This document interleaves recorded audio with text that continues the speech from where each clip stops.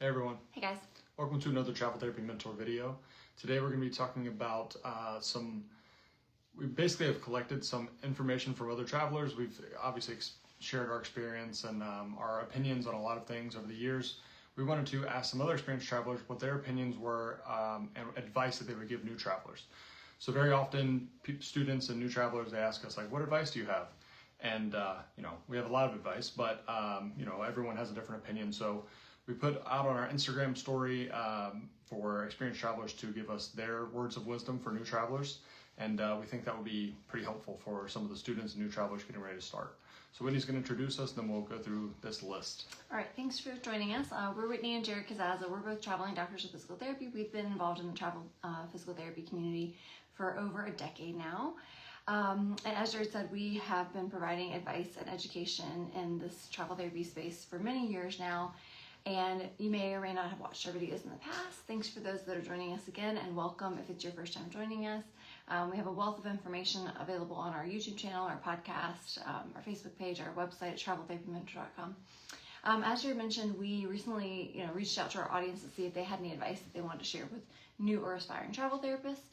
So we're going to go over some of that advice, and we'll talk about if we agree with that advice or what our take would be on it otherwise. They bring up a lot of great points, a lot of good things to think about, and then at the end we'll also talk about some general advice that we have for you as well. So if you're watching live on Facebook or Instagram, we'd love if you'd say hello in the comments. If you have any questions throughout the video, you can feel free to leave them in the comments and we'll answer during the video. If you're an experienced or current traveler who's watching as well, feel free to drop any additional advice that you have in the comments and we'll share that out loud. Shout out to those of you that will listen later on our podcast and our YouTube as well. Yep. So number one thing that we got, a few people mentioned this, is if you're questioning whether or not to do it, just do it. A lot of people think, I don't know if I should travel. We hear this a lot from students, of course, because they're nervous about, do I have enough experience? What is mentorship going to be like? All that stuff. But we also get it from experienced therapists because a lot of people are thinking, should I leave my permanent job and my home area and travel? It's a big leap to take. So often people are on the fence. They want to do it. They're not sure if they should do it. A lot of times people are just, they don't want to leave that comfortability, but very often people do not regret traveling. So I would say there are, of course, people that do regret it. We have talked to people that have, but I would say it's a pretty small percentage. So the odds are in your favor that if you're on the fence, you should try it. And what we always say is permanent jobs are not in, they're very prevalent right now. So if you leave your hometown and you go travel for a while, 3 months, 6 months, and you hate it, chances are you're gonna be able to come back and find a permanent job pretty easily. Whereas if you never travel, we've talked to tons of permanent therapists at different contracts we've taken that say things like, I really wish I would have done it when I was younger, I didn't, I regret it. So it's always good to at least try it, see if you like it. If you don't like it, you can always go back. If you do like it, maybe you end up doing it for a lot longer than you think, like we did. Yeah, and the typical contract, somebody mentioned, it's only 13 weeks. So it's only 3 months of your life. Just give it a shot, see if it's a good fit for you. I think especially if you're a new grad, because you're not even locked into any kind of permanent position at all to start with. So just try it. A travel job really isn't even that different than a permanent job, really. Give it a shot for 3 months. If it's not a good fit, you can always go back and apply for a permanent job. And this leads into another piece of advice that we had that we wanted to add to this. Often a good strategy is just to start in your home state, not even that far from home. It could just be 2 or 3 hours from home. You don't even have to get a new state license. It's not that far outside your comfort zone. It's not that far away from your support systems. And you can just give it a shot. And then if it doesn't work out, you're not that far from home. You haven't, up and moved across the country. We've known some people that, just really dove in and took the leap, like some people that took a contract all the way in Alaska and they were from the East Coast and ended up hating it and really regretting their decision and coming back home and settling into permanent jobs. And that was a really big risk for them to just take the leap and go all the way across the world. Yep. So if you are on the fence, it might be better just to start closer to home, just to get your feet wet and get a feel for it and see if it's the right fit for you. That's exactly what we did. You have to remember that in 2015 when we graduated, there was no information available and everyone told us it was a bad idea. And we decided to do it anyway. And we had to find our way. We made a lot of mistakes. And that's exactly, we had the same questions, like, is this going to be a good thing to do? Should we do it? And to try to get past some of those fears, we decided to take contracts a little over an hour away, and that made us feel a lot better. It allowed us to get our feet wet, see if we liked it. We did like it, and then we ventured out further. And I think that is a very good thing to do for anybody that's on the fence and they're not really sure if it's right for them. Yeah. Somebody commented on Instagram. Thanks for those of you that are watching live. She says, "You guys helped me get into travel. I'm in my first year of practice currently on a home health contract, and I love it." Awesome. That's so good to hear. We're so glad that you're having a good experience, and we hear this on a weekly basis from people that they're having a wonderful experience, that they're so glad they got started, that they're thankful for our help with getting started. So really love to hear that. Yeah, and when I talk about the majority of people don't regret traveling, we've had now over 6,500 people fill out our recruiter request form. We've sent them out to companies, and more than 1,500, 2,000 of those people have taken contracts. So we've got a ton of feedback from a lot of different travelers, and the vast majority like it. Of course, there's going to be some bias there because the people that do like it are going to be the ones that probably contact us and tell us about their good experience. But I do think that the vast majority do enjoy traveling. So, yeah. Hey, Nick. Hey, Allie. Thank you guys for tuning in live. We appreciate it. I know Allie gave us several pieces of good advice that I kind of broke down into her separate pieces of advice throughout here. So thank you, Allie, for sharing your wisdom. The next piece of advice that we got from a current traveler is keep a document to track your state licenses. This is super important. You do have to stay on top of your state licenses if you start getting licensed in more than one state. We've always done this. We just kind of keep a document, a Word document or a spreadsheet on our laptop that talks about which licenses we have, what's the expiration date, what are the CEU requirements, anything else special. There's certain states that might require a certain number of the units to be live classes versus pre-recorded. So you want to record any information like that and just kind of keep organized. It really is important as a travel therapist to be organized because there's a lot more moving parts. When you first apply to a permanent job, you do all your onboarding, you send them your license and all these things. Well, you're having to do that more frequently, more often as a travel therapist. So it is important to stay somewhat organized. Back when we started, we had this, ridiculous, I still have it actually, it's a ridiculous folder with like a bunch of tabs and a bunch of folders inside of it. And it's like falling apart because I've had it for over 10 years now. And I used to keep all of our our paper documents in there. These days, it's so much easier just to keep all this stuff digital on your laptop to keep organized. As we know, digital files can get really messy as well. Yep. And stay on top of your licenses. I think that's very good advice. The next thing, be flexible. Some of the best jobs I had were in locations I never expected. This is very true.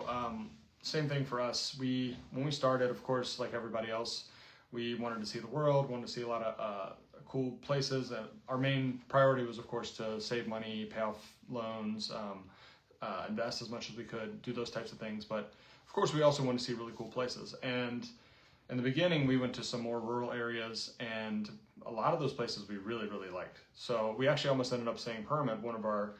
Probably our third year of traveling, we were in a beach town, really small beach town on the East Coast, and they offered us perm jobs, and we really considered just stopping there. We'd already saved a lot, and they made us good offers. So we didn't, of course the beach is always going to be awesome, but we didn't expect that we would like it as much as we did, and we really did almost stay there. So we'd never even heard of that place before. Yeah, we'd never heard of it. We got pitched the idea for a contract, and we were like, yeah, that sounds interesting. Let's go try it out. Yeah, so stay open-minded.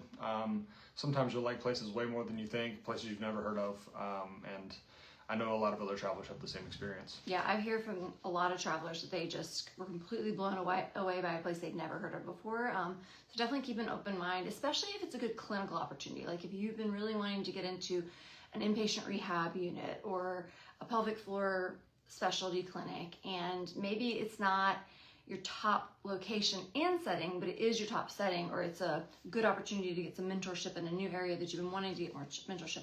Well, be flexible on the location, and it might surprise you. Yeah. All right. The next thing, someone said, get some experience first.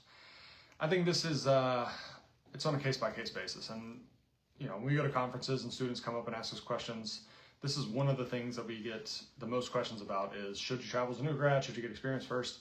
And, like I said, when we started traveling, everyone told us not to do it. I think that is less, people still tell you not to do it, especially professors and CIs and things, but I think that's less than it used to be. But the thing I always tell people is there's no one-size-fits-all answer to that. So if you're someone that you feel very confident in your skills. Your CIs tell you did a good job. You do well on the board exam. You're good with your patient communication, all of that stuff. Then you're probably someone that should travel as a new grad and you don't need experience. But if you're someone that is a little more uncertain, you feel like you feel awkward in your patient communication, you're not great with your evaluation skills, those types of things, then yes, definitely get experience first, because travel is going to be less onboarding, less training, all of those things. So, if you're already feeling uncertain, then it's probably not a great idea to jump right into travel. Yeah, different people are going to have different opinions on this. There are a lot of travelers who did have experience before starting travel, and I think that's probably who gave this advice. It's someone who feels that they benefited from having the experience first, and that's their opinion, and we get that. And there are pros and cons to that. Of course, having experience doesn't hurt, but unfortunately, we often hear that people who waited and took a permanent job first before jumping into travel just end up never doing it. Yeah. And so that's the trade-off. It's like, was you getting some experience first at a permanent job worth it when you could have just gotten that experience on the job at a travel job? A travel job doesn't have to look that different than a permanent job. There might be slightly less onboarding and mentorship, but if you identify the right job, you can find the mentorship. That's where it comes down to, making sure to work with a good recruiter who's going to be on your side and help you identify locations that are going to provide mentorship. It comes down to you asking the right questions during the interview to make sure that it is the right fit for you and that you're going to have enough ramp up time and not be thrown to the wolves. But I think, we started as new grads and we gained our clinical experience on the job as travelers. So yeah, this is also something that you can't know what would have happened in the opposite scenario, right? So because we started as new grads, we say, okay, people can do it. And I mean, we're not foolish about it and tell everyone to travel as a new grad. That's crazy. But for people that feel comfortable doing it, I think it's very viable. Whereas someone that didn't travel as a new grad and they got experience first, they're going to always say that it's a good idea to get experience first because that's what they did. So it's hard to get an objective opinion because everyone went a certain path and they're going to have their own subjective opinion on it. I've even heard from some of our friends that work in permanent jobs and they've had a traveler come through who was a new grad and they had a bad experience with that traveler, and they say, we just felt like this traveler wasn't prepared, they weren't doing a good job, maybe they should have gotten some experience first. Again, that could just be that therapist, that therapist maybe wasn't doing their due diligence, they weren't taking the time to learn and seek out the mentorship and the training, and they were just flying by the seat of their pants, and maybe they barely passed DPT school, maybe they barely passed the boards, maybe whether or not they ended up in a permanent position or a travel position, they weren't going to be a great clinician.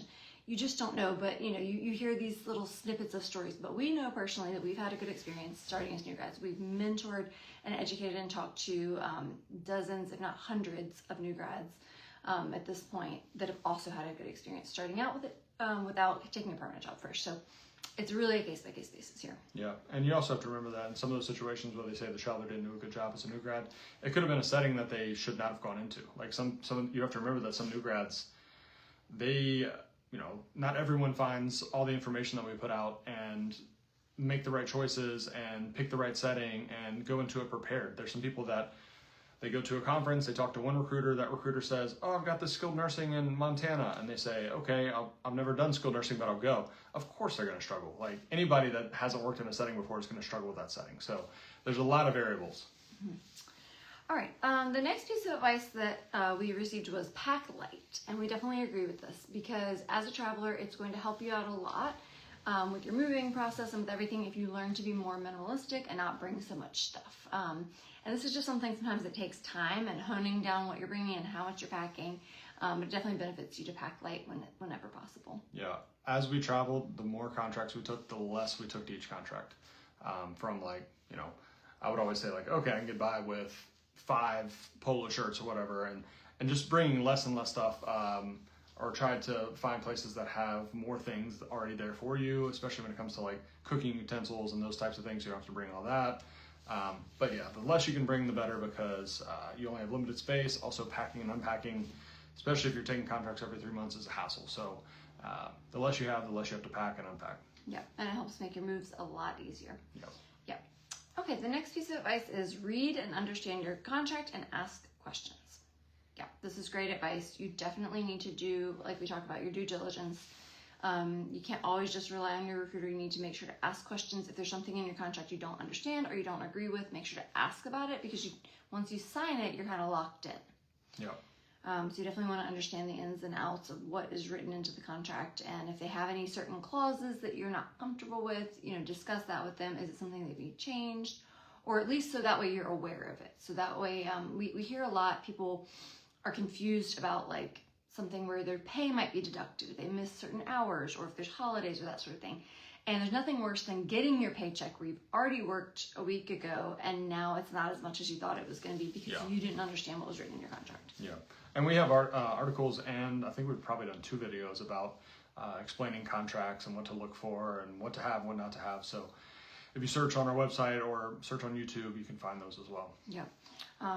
Definitely check things like start and end dates. Make sure it's exactly what you talked about, because there's human error that goes into it. You don't want, you verbally agreed to something and it didn't get written into the contract by accident. So make sure that your start and end dates, if you requested time off, make sure that's in there. The next thing, enjoy the trips, but don't forget to save. You make money, but your Social Security gets very little reported, so make sure to become financially wealthy. I think, so for anybody our age and younger, I don't think I've ever talked to anybody that even considers Social Security in their financial plan. So this is true. When you're traveling, your taxable pay is what determines the amount that is withheld for FICA taxes. And that is what eventually determines your Social Security payout. But there's a lot of variables here. So one thing is so once you stop traveling, what are you going to do? And so basically, just to dumb that down a little further, if you're confused about what that means. When you're a travel therapist, because the pay packages, the taxable part of your pay is lower, because a lot of your money for your pay package is in your tax-free stipends. So only what gets reported for Social Security is the taxable part. So therefore, if you were someone who was only relying on Social Security as your retirement plan, there would not be very much reported income, and you would not get very much Social Security out of your travel therapy paychecks. But I think what Jared's gonna, dive into is that that's not going to be your only financial plan. Well, not only that, but your Social Security payout, it's determined by a lot of different things. It's determined by how much you pay in. It's determined by your pay throughout your working career. So for a lot of people, so say you travel for 2 years, 3 years, that's probably the most common. And then you take a normal permanent job like most people do, and you work for 30 or 35 years at a permanent job. Well, those lower paying years as a traveler get completely erased by the higher paying years as a permanent therapist. Because Social Security only relies on I think it's your top 30 earning years, it's 30 or 35 highest earning years. So if you work enough years after traveling, then the travel doesn't factor in at all, right? So you have to keep that in mind. If you're somebody that's only going to travel, so like for our situation, our plan was never to take permanent jobs. We were never going to work full time after we stopped traveling. Our plan was to travel until we had enough saved and invested that we wouldn't have to work full time. In that case, yes, your Social Security payout is going to be lower because your prime earning years were pretty low earning years in terms of your taxable pay, right? So yes, in our situation, we did not at all rely on Social Security, and anybody else that's going down a similar path or trying to make the same decisions that we did, you also should probably not factor Social Security into your plan for a variety of reasons. One being that you're probably going to stop working full time pretty young, which means that you have a lot of years till you get to Social Security, which means a lot of uncertainty along the way. So yes, this is true, but there definitely are a lot of caveats there. But I think the main takeaway from what this therapist was trying to say is make sure to save. Yeah, and for sure. We always encourage that. And you need to, I think whether you're a traveler or not a traveler, these days you can't rely on Social Security. We don't know what the benefits are going to be like when our generation hits retirement age, 65 or whatever. We don't know what the government's going to provide. Do not rely on that. You also don't know what the dollar's going to be worth at that point. Yeah. So there's also jobs these days, like back in our parents' age, they don't provide pensions. That's not very common. So for the most part, you need to have a financial plan that has multiple savings vehicles. Maybe you have an opportunity to contribute to a company-sponsored 401k. Great, contribute to that. But you also should have an IRA, and you should have some high-yield savings. You should have some a brokerage account. You should have an emergency fund in a savings account. You need to have different investment and savings vehicles and have a financial plan in place. But yes, we always encourage you to be saving a significant portion of your pay as a traveler for your future, because a lot of travelers just kind of get sucked into, oh, I'm making so much money right now, and they just start spend. We highly encourage you from day one of your career to be investing at least some small amount. Now, I know a lot of people early in their career are really focused on paying down the debt, but we encourage you to at least put a small amount into savings early on. Yeah, and I think anybody 40 or younger, you should probably just assume that Social Security is not going to be part of your financial plan. So if it's there, great. That's the way I always looked at it, is like if we get to 65 and Social Security is there, then wonderful. That's like icing on the cake, but that's definitely not our plan, right? And like I said, you could get to probably by the time we get to 65, the benefit will be less, and probably the dollar value of the benefit will also be worth less. So yeah, definitely try to save as much as you can, become financially wealthy for sure, because you can't rely on government benefits. Yeah. Now, the other piece of advice somebody else said, have some money in savings. So I think that could mean two things. One, create savings. Two, it might be beneficial for you to have a little bit of savings already, an emergency fund, before beginning travel, because there could be expenses that pop up, like maybe your car breaks down during a cross-country road trip or something. So you do need to have a little bit in savings. Or, occasionally maybe you can't find a contract right away to start after the next one, and you may have a couple of weeks of unpaid time off that you need to account for. So you should always have a little bit of an emergency fund saved, I think, before you start traveling. Now, if you're a brand new grad, that may not be feasible. We had no money as new grads, and that's negative money. That's another reason why we started close to home and didn't invest very much for example, we wanted to have an RV and travel by RV, but we chose not to buy an RV until after 6 months of working. We chose to just do rent that was month to month, because we didn't have any savings up front to be paying for something like an RV or a new truck or whatever, a new to us truck. So we could have taken out a loan or whatever, but we already had so much student loan debt. We were like, no, we'll just wait until those paychecks start hitting for travel therapy. So yes, as a new grad, it might not be feasible for you to have the savings to start with, but in those first 6 months, those two first 13-week contracts, you can start building your savings really fast. Yeah, I think Whitney's right. I think if you have no savings and you're starting as a new grad, I think the thing to do is take a contract closer to home, because there's so much less that can go wrong. Because the situation you don't want to be in is you have no money saved, you accept a contract 3,000 miles away, you get halfway there and your car breaks down. Like, that's a terrible situation. Or you get all the way there and the contract's canceled. Those types of things are, could potentially be very, very bad if you don't have any money saved. But if you take a contract an hour and a half from home and you drive there, there's only so much that can happen in an hour and a half, right? It's just a different, whole different scenario. And if your contract gets canceled, well, it's not a huge deal because you're close to home, right? You can find something else. You have your safety net too. If your car breaks down an hour and a half from home, or your contract gets canceled, your family's nearby. They can come help you. There's options. Yeah. But yes, absolutely. Both have some money in savings already, if possible, and start creating your savings while you're traveling. Mm-hmm. All right, the next thing, take some time off in between assignments.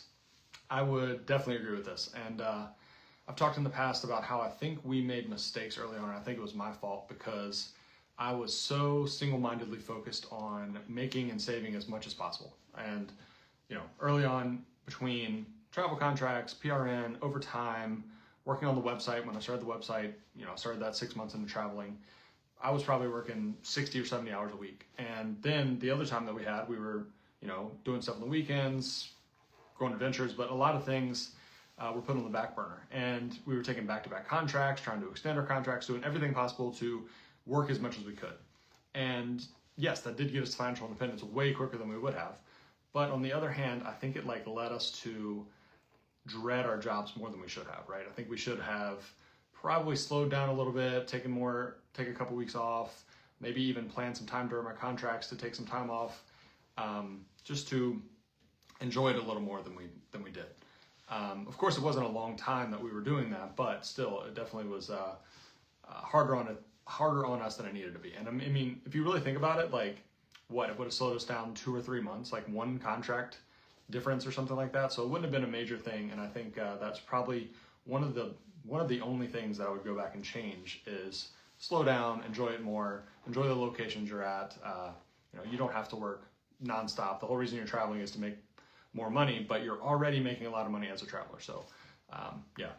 I think you just need to strike a balance that suits your goals. I actually just saw a post by another therapist, a physical therapist on Instagram that we follow. I think her name is Sunny.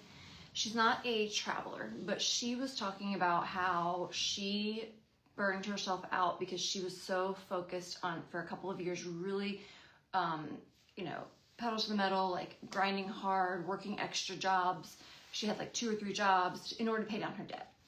And she was like, I really burnt myself out, and now I kind of regret that. She's like, I did meet my financial goal, but now I kind of regret it, how much time and stress I put on myself and how much I sacrificed. But on the one hand, now she's like, I'm debt free, and now I'm where I want to be. And so you just have to choose your battles. If you really, really want to, put your head down and work hard and take back-to-back assignments like we did with an end goal in mind, and you're okay with that, that's great.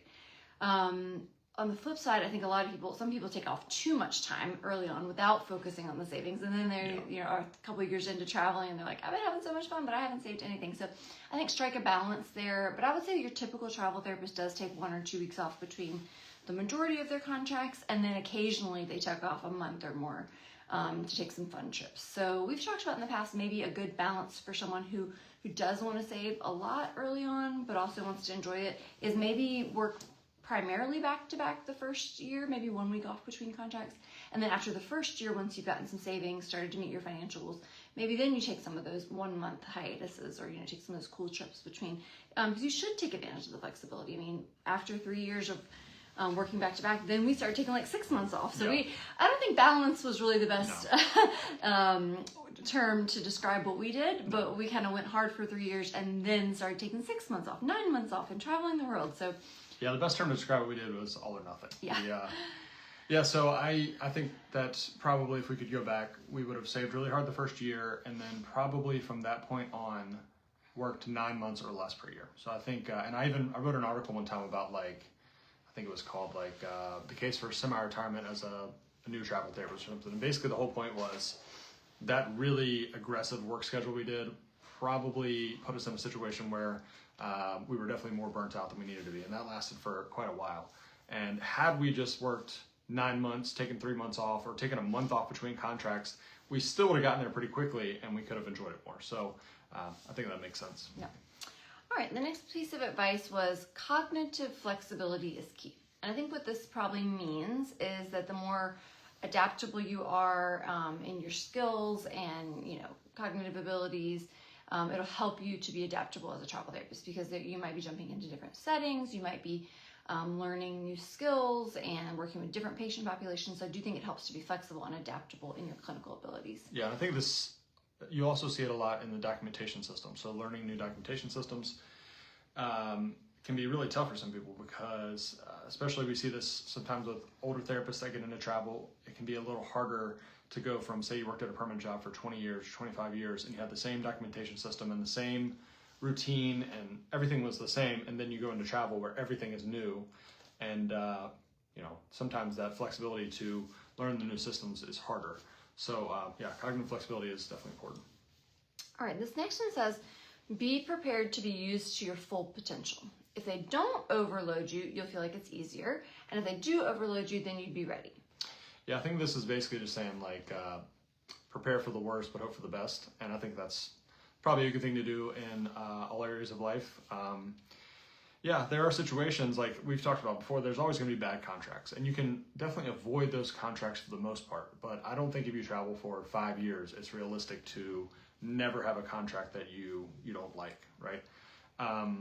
So definitely if you're more prepared for these hard contracts, like say you go to a skilled nursing that has really high productivity, or you do an outpatient contract where you have a lot of double booking.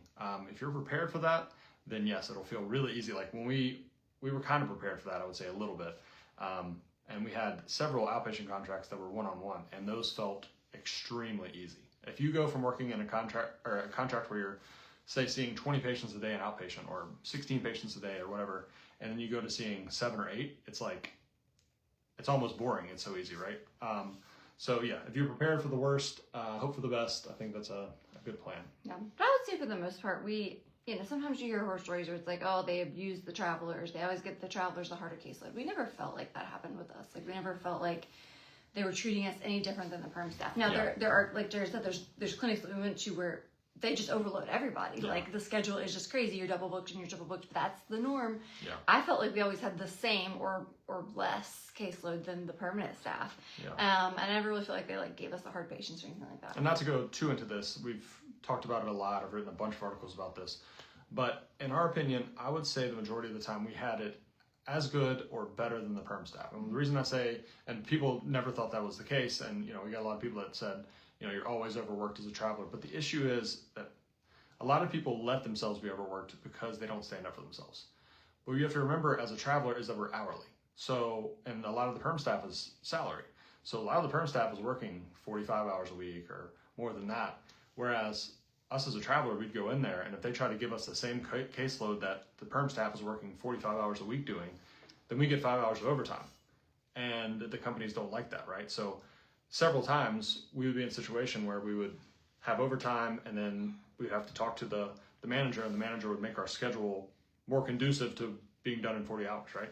So as a traveler, you're in a situation where being paid hourly is to your benefit. You clock in when you get there, you clock out when you leave, whatever time you have in between there, whatever caseload they give you, well, they have to pay you for the hours you work. If you have 24 patients in outpatient and it takes you 10 hours to get everything done, your notes typed and everything, well, they have to pay you for 10 hours that day. Like that's, we always use that to our advantage. And, if they wanted to pay us overtime, great. I got a lot of overtime hours because of that. If they didn't want to pay us overtime, they had to adjust our schedule so that I could get it done in 8 hours. Yeah, and that came down to us standing up for ourselves. And that goes perfect into this next piece of advice, which said, know your ethics. And that's 100% true. You need to go in there knowing what you're comfortable with, what you're not comfortable with.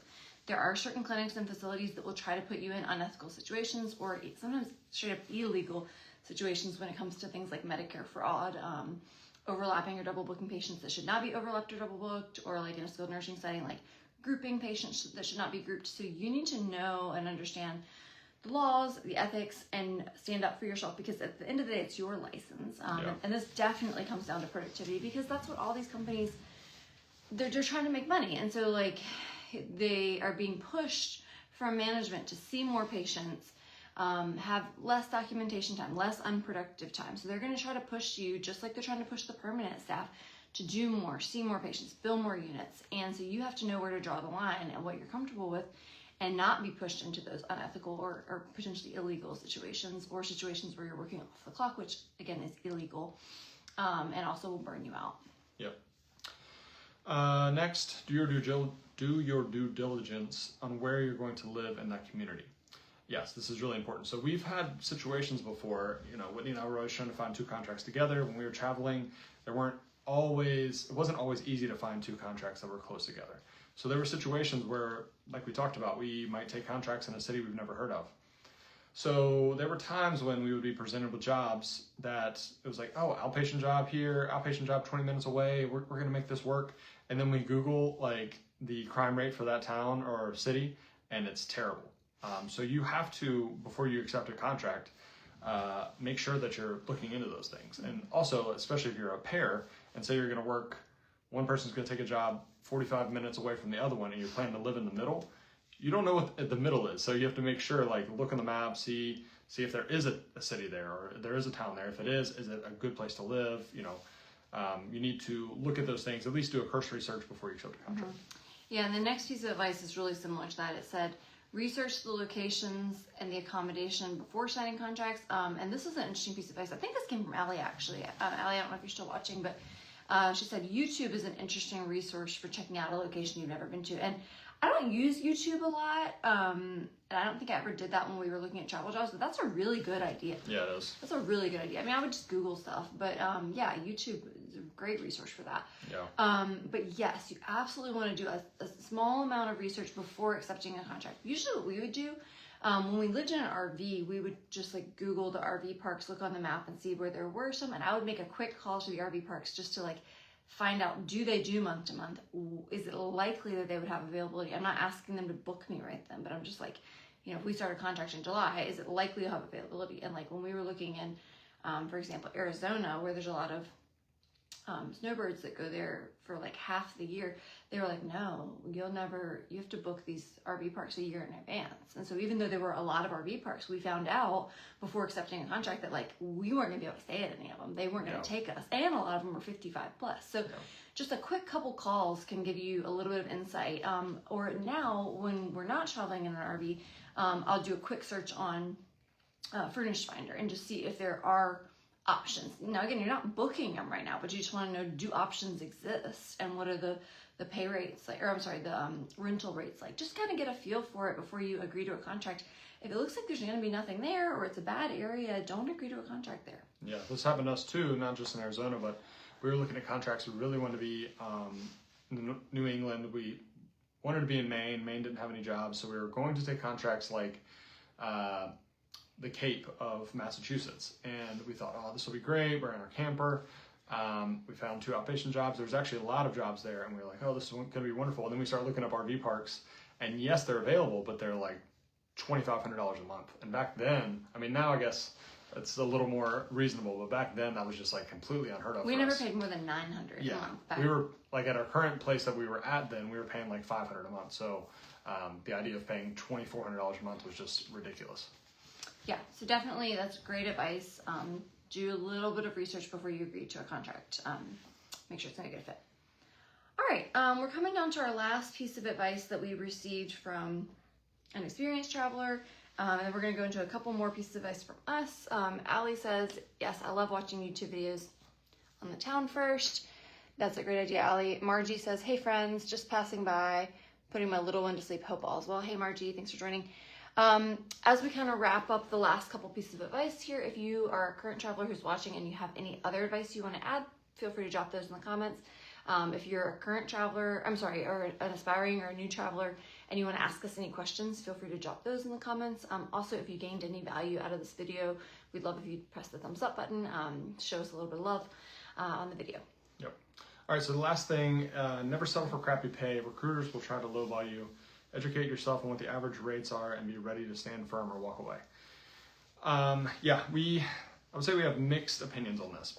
When we started, we definitely felt like back then there was very little information, like I said, and I think being lowballed was like extremely common. There were some companies back then that don't even exist anymore that would specifically just prey on new grads. So they would go to PT schools and they would do presentations to the third-year students.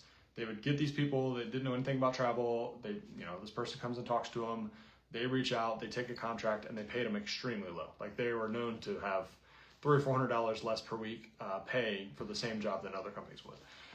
Nowadays, information spreads so much easier. So I think the lowballing issue is way less than it used to be. I'm definitely not saying that it doesn't exist. It definitely does exist. You have to be careful with the companies and the recruiters that you work with, but it's certainly not as egregious as it used to be. The other thing I would say about this, and this is one of our pieces of advice, is that you definitely want to negotiate, but you have to know when you can negotiate and, the position that you're in, right? And this goes back to, what we've learned over the years. There's no one size fits all for everybody, right? Yeah, I think just to cut in here, the way this traveler specifically says it, educate yourself on what the average is. Be ready to stand firm or walk away. This is so common. We see this type of advice, these blanket black and white statements quite often, especially in groups and things. Stand up for what you're worth. Know your worth or walk away. And a lot of people who are saying this are the types of travelers who have a lot of options, but they don't know what situation someone else is in. Yeah. And so that is not always good advice. Yeah. So kind of what I was saying there is when we started, we definitely thought that this was the case. And it's just that the more, out of the thousands of people we talk to now, we realize that there's so many individualized situations. And so what I mean by that, so if you're the type of traveler that will work in any setting, in any area, yes, do this for sure. Find the highest paying jobs, go to those, and don't worry about anything. You can compare between companies and you can find really high paying jobs. And there's travelers out there like that. But what we found is there's a lot of travelers out there too that want to be in a specific city or a specific setting, like maybe pediatrics, and it's very specific. In those situations, like say the job is available and it's only paying $1,800 a week and you want to make $2,000, but you want to be pediatric in Florida and you walk away from that job, well, there might not be another job like that for months. So then what do you do? And so that's why there's a lot of nuance here. Like, I wish that it was very simple and black and white, but it's definitely very gray depending on the situation. But, like I said too, like say you're the traveler that can take any job anywhere, then negotiate hard, because you could say, well, I was thinking about taking this job, but I've got this other one that's going to pay $3,000. Can you match that? Well, that's great because you have multiple options, so you could take that $3,000 job. But like I said, the person that say wants pediatrics in Florida, if there's only one job available to you and you say, can you pay me $2,000? If not, I'm not going to take it. Well, you're putting yourself in a bad situation because they might not pay that. Maybe the reimbursement rate doesn't, or the bill rate doesn't compensate them enough to pay you that amount, and they say, sorry, you can't do it. Well, now what are you going to do? So yeah, there's definitely no one size fits all. You have to know when you have the negotiating power. You have to know when you have options and you can push. And you have to know when you're in a situation where you don't have a lot of options and you can't push. And that was for us.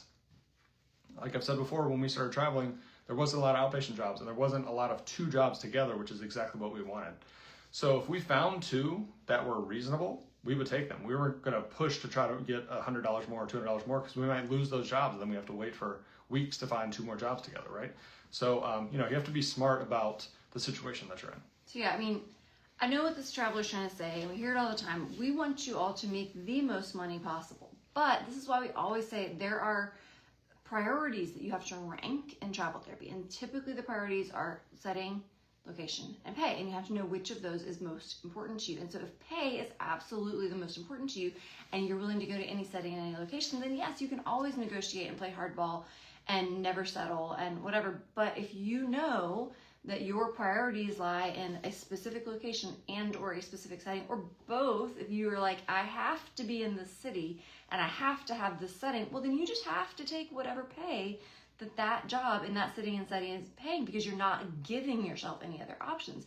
Now, you can always ask for more. You can say, I need to make this amount, and see what they say and try to come up with some more money for the pay package. But at the end of the day, if they say no, then you don't have much of a leg to stand on. So you just have to rank your priorities and know what's important to you to negotiate or not. And then the other thing you always have to think about when considering negotiation and what position that you're in is how desirable is the job that you're applying for. If it's a job, we've talked about this in the past too, if it's a Montana job that's home health, or Wyoming, or somewhere that not a lot of people are going to, South Dakota, home health job or something like that, yeah, push for a lot of money, because they probably don't have any other applicants, right? So either they will pay you more, or they'll say no and you just go to another job. But if it's an outpatient job in Denver that probably has 30 other applicants, well, if you try to push for more, they're just going to take another applicant. So there's a lot of variables here. It depends on what other options you have, and it depends on what other options the facility has. If you are in the perfect situation where you'll take any job in any area, and the facility and the contract is in a place that not a lot of people are applying to, then you have all the leverage. You can really try to push, negotiate hard.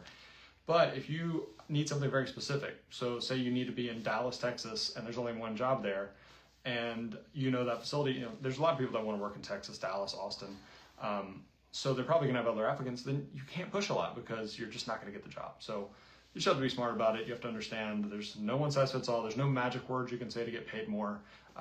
Every case is going to be different. All right, so that is all the advice that we received from other travelers.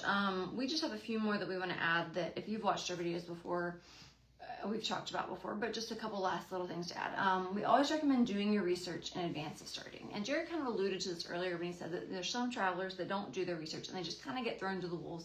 And this is typically when you hear of travelers having a bad experience. So that's why we created Travel Therapy Mentor. We have just tons and tons of free resources that you can access on our website, on our podcast, on our YouTube.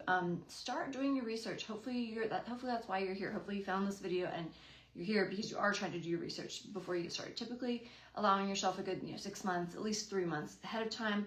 Start learning these things, learn the questions that you should be asking, the things that you should be doing to prepare yourself, to make sure you go into it and have a good experience. Along with that, we think that you should get connected with 2 to 3 good recommended recruiters a few months in advance and get the ball rolling before you start applying for jobs. Yeah. I made the example earlier of new grads that have, I've talked about it a couple of times, but say a company comes in, does a presentation for you as a third-year student, and you are like, oh, okay, I like that recruiter, and you just work with that one recruiter. Remember, they have all the power in that situation. So what we find quite a bit, people that do have a bad experience with travel, they talk to one recruiter at one company, and that recruiter kind of like pushes them towards jobs, right? So they go back to the recruiter after they finish and they say, well, what do you have available? And that recruiter says, oh, I've got this job. But what they're doing is they're just pushing you towards jobs that they need to fill, right? And if the recruiter, I'm not saying all recruiters do this, of course, but sometimes recruiters will push you towards jobs that fill. It makes sense. Whereas if you are working with 2 or 3 recruiters and the recruiter that you're working with knows that you have other options, well, now they want to present you jobs that you're going to like, not jobs that they need to fill, right? So if you tell somebody you want a outpatient job in Tennessee, there are definitely people out there, or recruiters out there, that might try to push you towards, well, I know you want outpatient in Tennessee, I don't have anything like that now, but there's a skilled nursing in Texas that would be great. And they do, they'll try to push you in that direction. But if you have other options, then you don't have to be pushed in that direction. So just don't work with one recruiter, don't work with one company. Make sure that you're working with multiple so that you have more options. And so that there's a little bit of competition there. That makes a big difference. Yeah. I mentioned the resources that we offer, and recommending solid recruiters is one of those resources that we offer for free to you as our audience. We've spent a lot of time over the years not only just learning about the industry and providing a lot of content and videos and articles in our course and things about like the how-tos of travel therapy. We've spent a lot of time researching companies and interviewing different recruiters. Yeah, hundreds, probably thousands of hours doing that. Yeah, so that's a big thing that we do, and we've built relationships with companies over the years where we can definitely help guide you into a good recruiter that will be a good fit for you. And we can always help advocate for you too with these companies that we work for. If an issue arises, you can always reach out to us as a resource. We have a very good relationship with a lot of companies. We work with about, I think, a dozen companies and well over 50 recruiters. So we've mentioned this before, but the type of recruiter for one traveler may not be the type of recruiter for another traveler. This especially is the case, I think, if you're a new grad or someone who's a little more uncertain. You need to be put with a recruiter who's going to advocate for you, who's going to provide mentorship, not clinical mentorship, but they're going to provide career mentorship, help you navigate the travel therapy industry, help connect you with facilities they know that other new grads have had good experience at before. If it's the recruiter's first week on the job and they're tasked with making a bunch of cold calls and they happen to call your number and you pick up the phone, they don't have experience with facilities. They don't have past experience with past travelers. They're just trying to match you with a job on their screen with the 3-sentence description that exists there. Yeah. Whereas some of the recruiters that we work with in the industry have been at these companies for more than 10 years. We have some recruiters that have been there like 15, 18 years. They've worked with hundreds, thousands of travelers. They can say, oh, yeah, my traveler had a really good experience at this facility. I think you would have a good experience here. Or they know the things to look out for and the questions to ask. They can help prepare you for your interview. So it really can make a difference getting connected with the right recruiter, and that's definitely something we can help you with. And along those same lines, the companies that will be a good fit for you are not necessarily going to be a good fit for someone else. We've talked about this quite a bit. So a lot of companies will specialize in certain areas, certain settings. We try to seek out those companies. So we specifically try to find companies that have a lot of exclusive contracts in certain areas or certain settings, because we get people all the time that are like, I'll work anywhere, but I just want it to be schools, or I'll work in any setting, but I want it to be in Texas. So we want to have companies that'll be a good fit for those people, right? So if you're just talking to another traveler and they've worked with a couple companies and they send you to those companies, you don't know that those companies are going to have jobs that fit you, unless you're in the exact same situation as that person. Say that person also wanted Texas outpatient, you want Texas outpatient. Okay, great. They're probably going to have some pretty good recommendations. But if you want, Florida pediatrics, like I said earlier, and the person that you're taking recommendations from has been working home health in California, you're probably not going to have a great experience with that. So we go out of our way to try to find companies that are going to be a good fit for different situations. Yep. So reach out if that's something you want help with. You can fill out our recruiter recommendation form on our website at traveltherapymentor.com/recruiters. All right, so another piece of advice that we have, take into account the cost of living in an area versus the pay to see if you come out ahead financially. We've talked about before trying to take moderately high paying jobs in low cost of living areas. That was kind of the approach we took. And we think that financially that works out really well. So not everyone's gonna have the same goals. If you're somebody that just wants to visit cool places, or whatever your goal is as a traveler, do that. But if you specifically want to save money, invest, pay off your loans, those type of things that we wanted to do, then I think it makes a lot of sense to look at lower cost of living areas and try to find these jobs that pay decently in those areas versus taking the absolute highest paying job, which is often in high cost of living areas.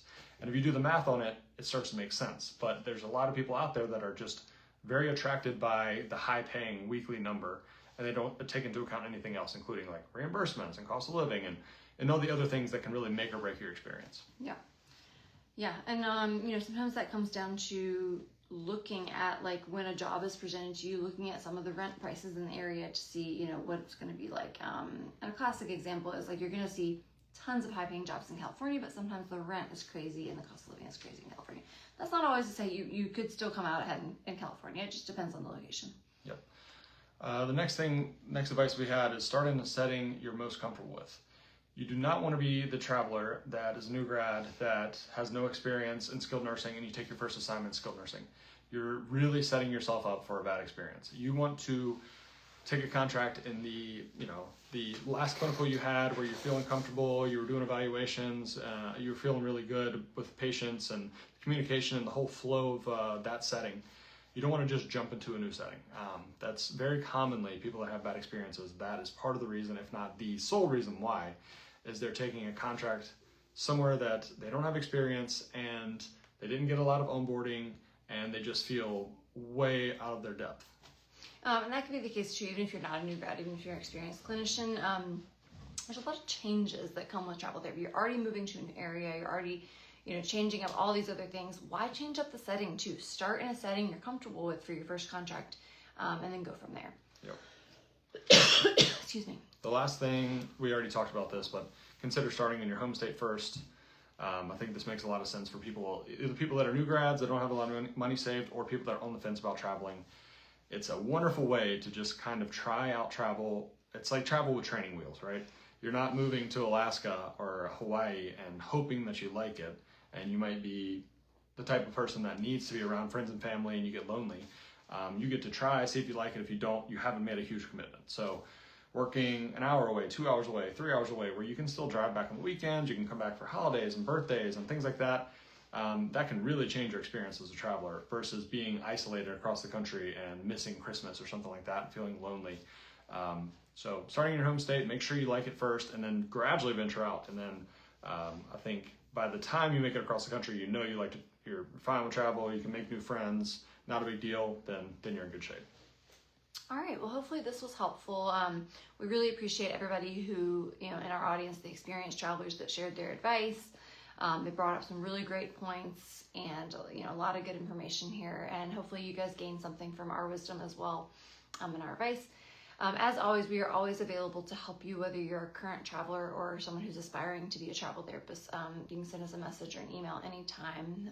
You can visit our website for tons of free resources. You can fill out that recruiter recommendation form if you're ready to get started talking to recruiters and you want help getting connected with good ones that are a good fit for your situation. And if you have no idea where to start, a lot of people are probably overwhelmed. We've got a couple hundred videos, probably 300 articles. If you just want a place to start, we made a one-on-one series that covers the basics and it has links to further reading.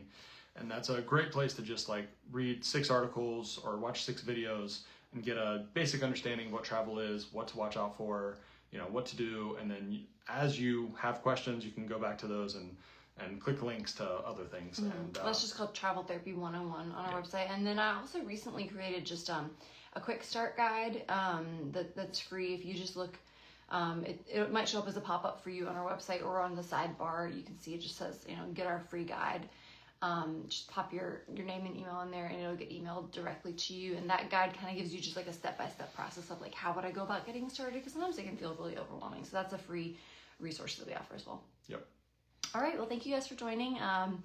We hope you have a great 4th of July. I'm just in disbelief that it is already almost July. For those of you that keep up with our personal life, you might already know, but if you don't, we are pregnant with our second baby. So we have a baby coming in November. We'll have a already halfway now. Halfway. We'll have a 2-year-old and a newborn this fall. So wish us luck. Yeah, wish us luck. So lately we've been at home in Virginia.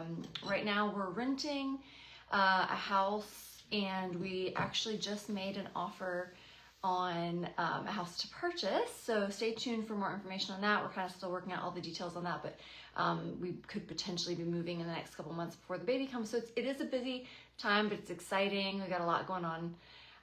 But don't worry, we'll keep getting content out there when we can. I know our videos have been a little more sparse just because life is so busy right now. But again, tons of free, great resources that we've done over the years on our website. Yep. All right, bye guys. Have a great night. Take care, everyone.